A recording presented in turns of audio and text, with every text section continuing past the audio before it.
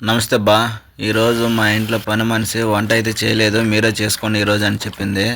మేము ఏం చేయాలని ఆలోచించి బిర్యానీ చేద్దాం అనుకుంటే బిర్యానీ తగ్గట్టు సామాన్లు ఏమి లేవని చెప్పి పలావ్ అన్నము చికెన్ పులుసు చేద్దాం అనుకున్నాము.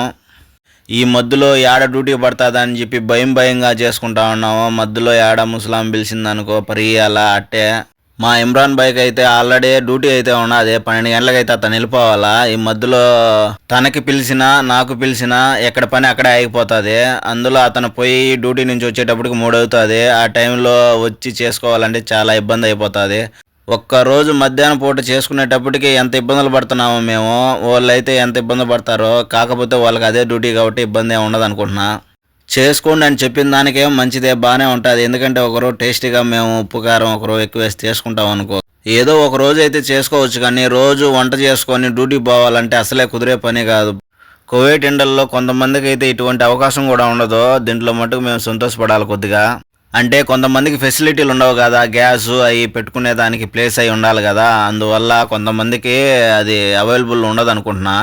మాకు ఏం ఇబ్బందులు లేదని చెప్పి అన్నాను, కానీ ఇబ్బందులు ఉంటాయి బా. అన్నీ అడ్జస్ట్మెంట్ చేసుకొని పోతా ఉండాలి ఈ కోవిడ్ ఎండలు. ఇంట్లోకి పనికి వచ్చిన వాళ్ళందరికీ ఒకేలా ఉంటుందంటే ఎప్పుడు అనుకోకూడదు. ఎవరికో ఒకరికి బాగుండదని చెప్పి మనకు కూడా అట్టే దక్కుతుందని ఎప్పుడు ఎక్స్పెక్ట్ చేసుకోకూడదు బా. ఎవరి అదృష్టం వాళ్ళది, ఎవరి తలరాత వాళ్ళది. అది దృష్టిలో పెట్టుకొని ఓడికి అది జరిగింది నాకు అది జరగలేదు, నాకు బాగా జరిగింది ఓడికి అది జరగలేదు అని ఎప్పుడు అనుకోకుండా బయట దేశానికి వచ్చిన తర్వాత కష్టమో నష్టమో బాగున్నా బాగలేకపోయినా మనకు వసతి ఉన్నా వసతి లేకపోయినా ఎలాగోలా ఎలా తీసుకొని ఉన్నిన్ని రోజులు జాగ్రత్తగా మన పని మనం చేసుకుంటూ పోతా ఉండడమే అబ్బా.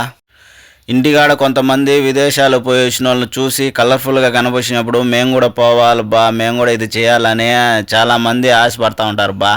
ఆ టైంలో మంచిది చెడేది, మంచి వీజానా చెడు వీజానా ఏం తెలియకుండా ఎక్కడైనా తీండి మేము వెళ్ళిపోయి సంపాదించుకుంటామని చెప్పి అనేస్తారు బా. ఆ తొందరపడి వచ్చిన వాళ్ళకో కొంతమంది సెట్ అవ్వచ్చు, కొంతమంది సెట్ కాకపోవచ్చు. ఎండల్లో వచ్చిన వాళ్ళు ప్రతి ఒక్కరు సెట్ అవుతారనేది నమ్మకమే ఉండదు బా, ఎవరో కొంతమందిది. అది మటుకు అది గుర్తుపెట్టుకొని తొందరపడి పరిగెత్తుకుంటా వచ్చేయకుండా జాగ్రత్తగా ఎవరినంటే వాళ్ళని నమ్మి గల్ఫ్ దేశాలకు తొందరపడి వచ్చేయకూడదు బా. చాలామంది ఇబ్బందులు పడిపోతున్నారు. ఇబ్బందులు పడకుండా కూడా కొంతమంది ఉన్నారు బా, అది వాళ్ళ అదృష్టం. అందరికీ ఆ అదృష్టం దక్కుతుందని ఎప్పుడూ ఎక్స్పెక్ట్ చేసుకోకూడదు. ఎవరికి రాతలో ఎలా రాసిపెట్టి ఉంటే అటు జరుగుతూ ఉంటుంది. నాకు తెలిసిన కొంతమంది డ్రైవర్స్ అయితే డబ్బులు ఇచ్చి మరీ కూడా వచ్చిన వాళ్ళు ఉన్నారు. చాలా వరకు అమౌంట్ ఎక్కువగా ఇచ్చి కూడా ఆ అమౌంట్ తీర్చుకొని పోయే దానికి మట్టుకు చేసుకొని వెళ్ళిపోయి వెళ్ళిన వాళ్ళు కూడా చాలామంది ఉన్నారు. నేను చెప్పేది ఇంట్లో డ్రైవర్ గురించే చెప్పేది. నాకు తెలిసి మ్యాక్సిమం ఇంట్లో డ్రైవర్లకు ఎవరు అమౌంట్ అయితే తీసుకోరు, వాళ్ళే వేస్తారు టికెట్ అయ్యి. ఇవన్నీ చాలామందికి తెలియదు కానీ వచ్చేస్తూ ఉంటారు. అంతేలే, వాళ్ళ పరిస్థితికి మాకు వీసా వచ్చే చాలు, మేము ఆ పక్క పోయి మా అప్పులు తీర్చుకుంటామని ఎవరెవరో పరిస్థితిని వాళ్ళు దృష్టిలో పెట్టుకొని ఆలోచిస్తారులే బా. ఒకరిని అనేదానికి ఏమి ఉండదు. ఏది ఏమైనా గల్ఫ్ దేశానికి రావాలనుకుంటే కొద్దిగా ఆలోచించుకొని జాగ్రత్తగా రండి. అయ్యా అయిపోయింది బా మా పలావ్ రైసా. మా ఇమ్రాన్ అయితే రైస్ అయితే పెట్టేసాడు బా, నేను చికెన్ చేయాలా. అట్టా స్టవ్ మీద పెట్టానో లేదో అప్పుడే నాకు డ్యూటీ పడింది, ఫోన్ వచ్చేసింది. నేనైతే వెళ్ళిపోయినాను. అతనైతే డ్యూటీ టైం అయిందని చెప్పి అతనైతే వెళ్ళిపోయినాడు బా. నేను సగం అయితే ఉడికింది కూర, మిగతా సగం నేను ఉడికిచ్చి ఆడ పెట్టేశాను బా. ఇంకా అతని కోసం వెయిట్ చేయాలా, వచ్చిన తర్వాత ఇద్దరం కలిసి తినేయాలా. ఇంతే బా ఈ రోటికే.